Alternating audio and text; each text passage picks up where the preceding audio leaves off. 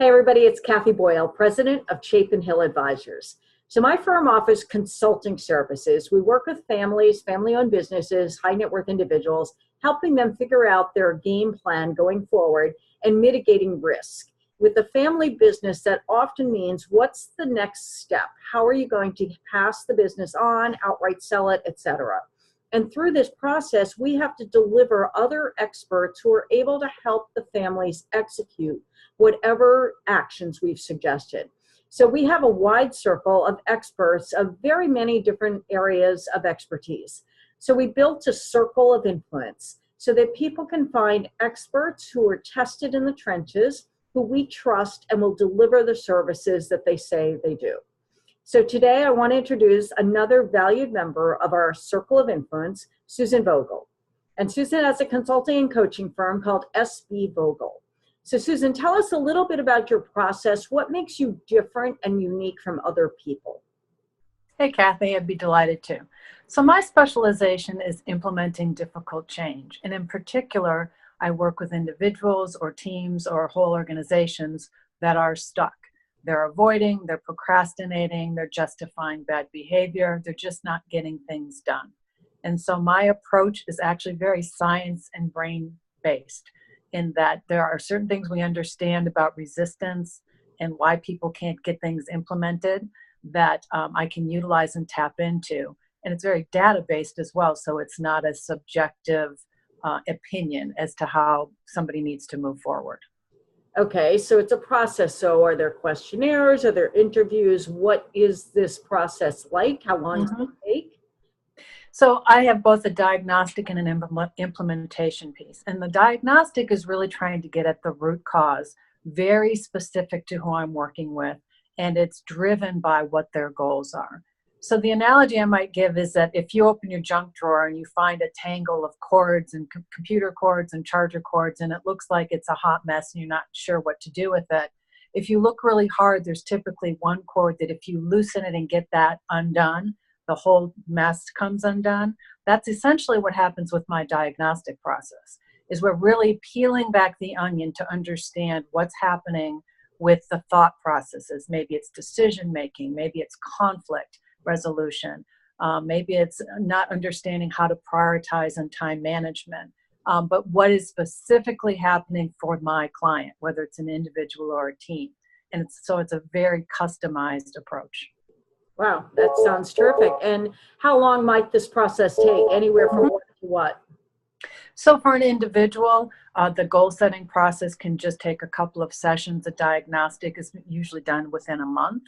And often the mere act of setting goals in the way that I do it, which is very different, it's very behavior-based, starts to shift the thinking. But most people are implementing huge changes in the way they do things within a matter of weeks. And for many people, the process is done within 2 months. A team might take a little longer because you might have different levels of resistance, and some folks might take a little longer than others. But in general, it's a much quicker process than a typical coaching approach. Got it. So one place where you and I have talked about this making sense is in working with families. We very often have a patriarch or matriarch who's very intent on continuing to run the business. They love what they do. More than once I've heard, I'm only going out of your feet first. But the reality is that the failure rate from one generation to the next is huge. Only 30% of first gen to second gen make it, and second to third, only 12% make it.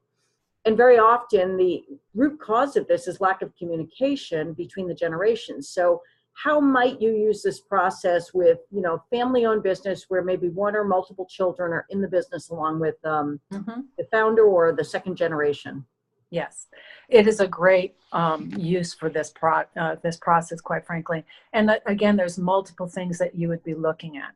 So you mentioned communication. Sometimes it's a lack of skills, right? And so family members are having this issue, and that's all they've seen as family. And now they work with folks that are lacking communication skills, for example, or the ability to resolve conflict. There's no modeling. So sometimes you have to introduce entirely new skills. But it's also a different way of identifying some common goals. And so to your point, you often have to kind of reset and reframe things for the owner right? And find some other value for them to provide.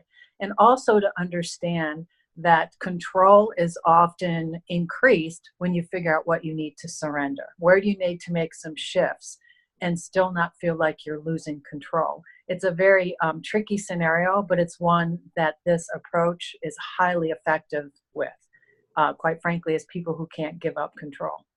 Okay, and then we talked about other types of people who are what you call uncoachable. How might Yes. this work there?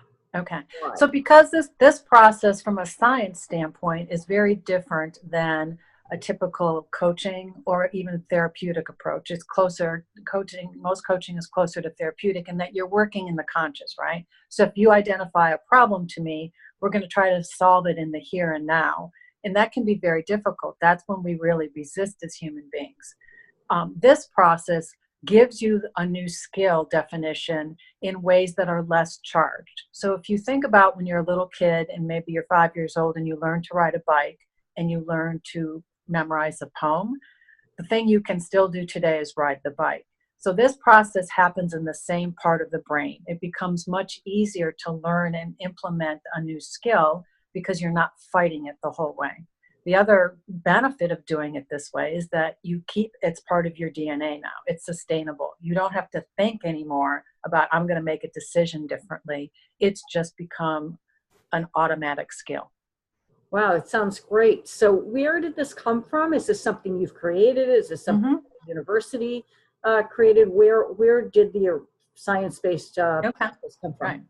So the steps that one needs to take have really been identified over the past dozen years or so of brain science research, and it's based on plasticity. So some of your viewers might have heard of this. It's about being able to teach an old dog new tricks. So we now actually know what steps to follow, and again, what part of the brain do we want to be learning in as an adult. The other piece of it that's a little bit different is that it's been combined with some change management principles, and built on business foundation. Some of that is my own experience. And the process was developed by a woman named Reut Schwartz-Hebron of Key Change Institute. And she's been using it for a good 10 years and have tested it in everything from Fortune 100 companies to single owner businesses. And I actually worked directly for her for quite some time. And she has taught me how to use the process and given me a license to use it. So she does it on the West Coast and I do it on the East Coast. That's great. That's great. So if somebody did want to find you, how would they? So I can do this virtually and I can do it in any part of the country. I have a website. It's sbvogel.com. And my email is susan@sbvogel.com. I have a LinkedIn page you can find me at. And my phone number is 203-520-4047. That's fabulous. Well, we are delighted to have you in our circle of influence as a trusted resource. Thanks, Susan. Thank you, Kathy.